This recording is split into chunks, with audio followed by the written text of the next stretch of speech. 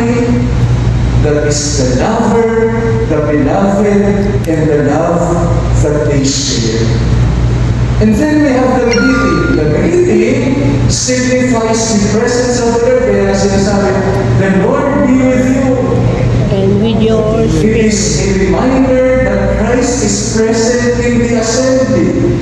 And because Christ is present, the church is also manifested. When the church gathers, that is the body of Christ. So, at makikita ninyo lahat po yan galing sa banal na kasulatan. And then we have the act of penitence. Sabi po ni Pope Pius XII, the greatest sin of modern man is the loss of the sense of sin. Wala na raw tayong panlamas sa kasalanan. Parang ordinaryo na lang ng makasala. Dumadating sa punto sa buhay ng isang lipunan, ordinaryo na lang yung pumatay. Ordinaryo na lang yung magsinungaling. Walang tagatul-gatul.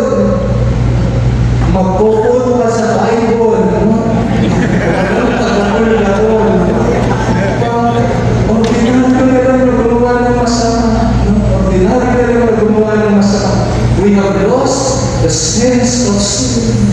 That is why at the beginning of every Mass, we strike our breasts. Our breasts. Sino po ba dito yung kapag I confess yung tatagin? Not the breast of your neighbor. You say, I have greatly sinned through my fault, through my most grievous fault. We say to ourselves, there is darkness and evil around me because there is darkness and evil in my heart. And then we have the collect. Ano yung ginagawa natin sa collect? No? What is the collect? The opening prayer. Napansin niyo po ba, pag sinabi ng pare, let us pray. Ano yung ginagawa ng pare pagkatapos? Tumatahimik. Bakit tumatahimik? Hindi na tayo nilipad ng electric pan yung... Para saan yung pagtahimik? No? Pag tumatahimik, ito po yung budya, yung bawat isang nagsisimba, tahimik na bibigkasin yung kanyang tahilingan, yung kanyang panalangin. And when we say, let us pray, it means, let us gather our prayers and praises into one. You know what is the beauty of praying in the liturgy? Your prayer is not just your own prayer. It becomes the prayer of the person beside you, behind you, in front of you. It becomes the prayer of the community. Panalangin ng magkakapatid. But what is even more beautiful? The prayer of the community becomes the prayer of Christ to the Father. Napansin niyo po lahat ng dasal natin sa misa, ano yung dulo? Through Christ our Lord. Kung babalikan po natin yung Good Friday, dyan po nang gagaling yung theology ng prayer.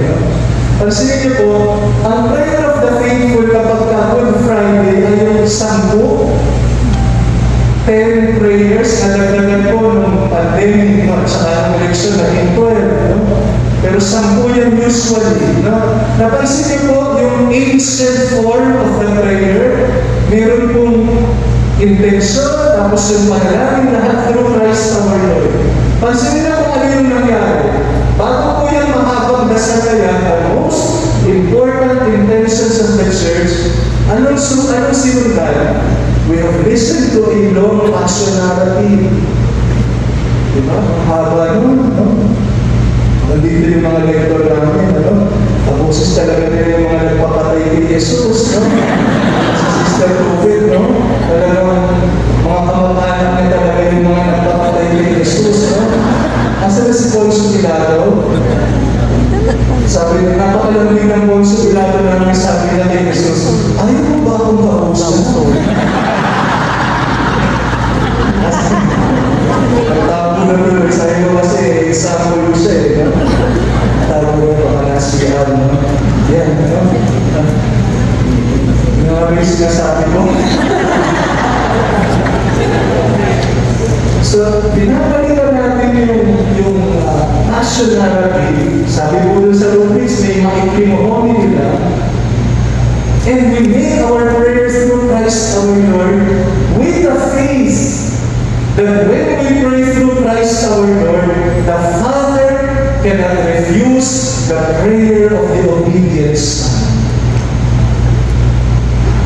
Dahil yung dasal natin, dasal na ni Jesus sa Ama, hindi niya mapahihindihan ang dasal ng isang masunuring anak. Ano natin nasabi masunuring anak? Narinig natin doon sa mahabang Ebanghelyo ng ipinahayag.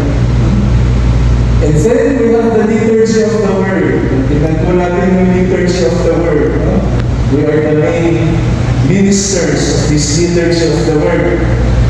Sabi po ng Vatican II, yung salita ng Diyos, yaman, treasure. Kaya lang sabi niya, sayang. Kasi hindi binabasa, hindi pinapahayag, hindi pinagbabahaginan. Kaya pansinin niyo, ito po, pagka mayroong pumunta sa mga barangay na may dalang Bible, alam nila, pastor. Pastor, di pastor.